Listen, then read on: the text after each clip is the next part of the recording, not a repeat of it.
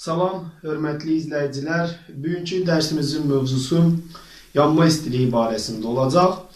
Yanma əvvəlcə nədir ona baxaq. İstiliyin və işığın ayrılması ilə gedən reaksiyalara yanma reaksiyaları və ya sadəcə yanma deyilir. Yanma istiliyi nədir? Bir mol maddənin yanması zamanı ayrılan istilik miqdarına yanma istiliyi deyilir. Və bunun da vahidi kilojoul bölünsün mol ilə ölçülür. Bunun üçün metanın yanma istiliyinə baxaq. Bunu hesablayaq birinci. Artıq metanın yanma tənliyini görürsünüz. Burada termokimyəvi tənlikdə CH4 plus O2 alınır CO2 plus su və 890 kilojoul istilik effekti. Burada reaksiyanın istilik effekti reaksiyanın metanın yanma istiliyinə bərabərdir. Metanın yanma istiliyinə bərabərdir.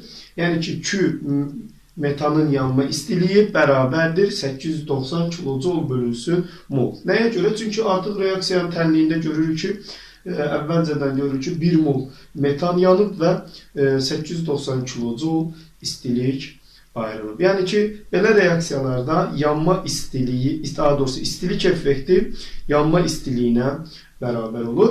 Başqa bir misal suyun yanma istiliyini, daha doğrusu hidrogenin yanma istiliyini hesablayaq.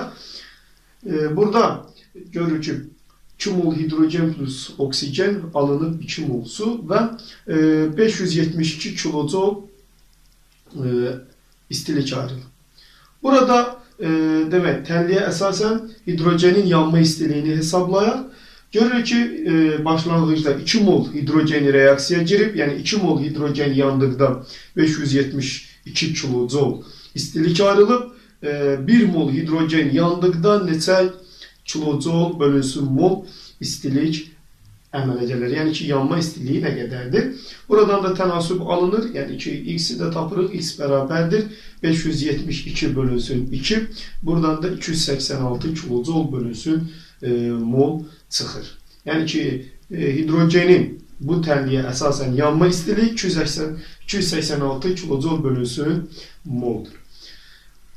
Ümumiyyətlə, bir neçə, yəni ki, digər reaksiyalarda yanma istiliyini hesablamaq üçün deyək ki, alüminiumun yanma tənliyində istilik effekti Q ilə göstərilib. Yəni, göstərək, alüminium 4 mol alüminium üzərinə gəlir. Yəni ki, reaksiyanın termokimyəvi tənliyi yazdıqda 4 mol alüminium plus 3 mol oksigen alınır. 2 mol alüminium O3, yəni ki, alüminium oksid plus Q.